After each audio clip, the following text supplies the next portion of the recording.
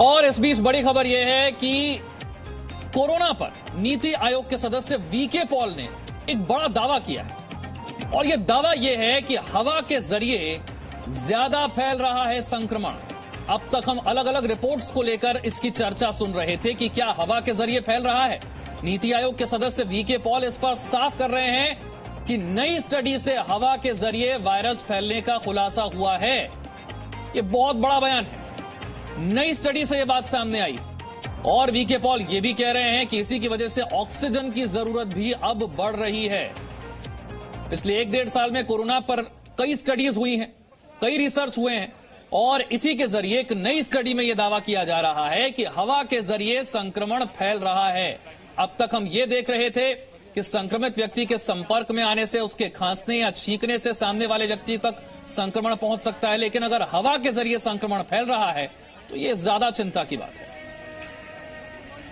एक सवाल किया गया है कि एयरबोर्न है या ये साइंस की बात है। यस, नया डेटा आ रखा है, आप भी उससे परिचलित है कि एयरबोर्न का रोल ज्यादा है, सरफेसेस का कम है। ये डायनेमिक सिचुएशन है सीखने की और ये आगे बढ़ रही है।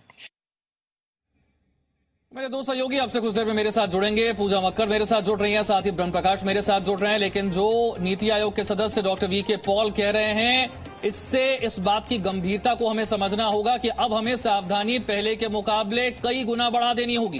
पहले के मुकाबले सावधानी को कई गुना बढ़ाना होगा, क्योंकि हवा के जरिए अगर संक्रमण फैल रहा है तो न सिर्फ डिस्टेंसिंग मेंटेन करना है बल्कि मास्क हमेशा लगाकर आपको रखना है।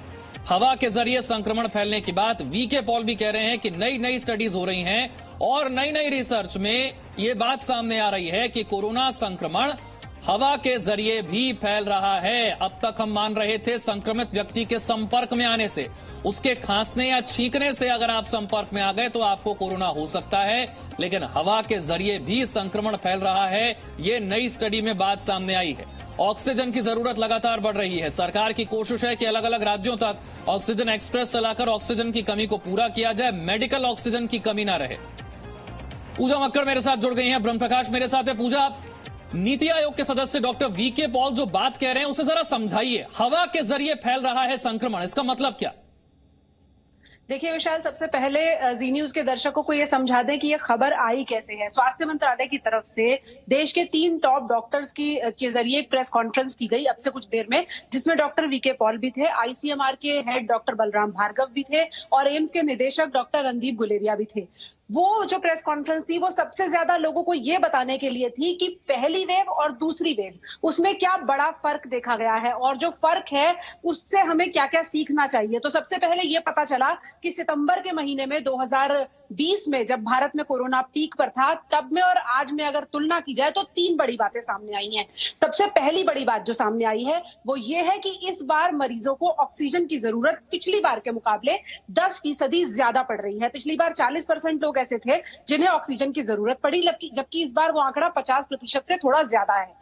एक चीज और सामने आई जो बहुत महत्वपूर्ण है विशाल, वो ये है कि एसिम्प्टोमेटिक मरीज, यानी कि ऐसे मरीज जिनको कोई लक्षण नहीं है, वो इस बार अस्पताल में ज्यादा एडमिट हो रहे हैं। मुझे जो लगता है उसकी वजह यह है कि क्योंकि हम ये आंकड़े दिखा रहे हैं कि 2 लाख 3 लाख रोजाना केस हैं, ऐसे में लोगों के मन में ये पैनिक है कि जब उन्हें जरूरत पड़ेगी या अगर उनकी स्थिति गंभीर होगी तो बेड मिलेगा या नहीं मिलेगा। इसलिए इस वक्त एसिम्प्टोमेटिक पेशेंट, यानी जिन्हें असल में बेड्स की जरूरत नहीं है, वो भी अस्पताल में मौजूद है, इस डर से कि कहीं उन्हें जरूरत पड़ने पर बेड ना मिले।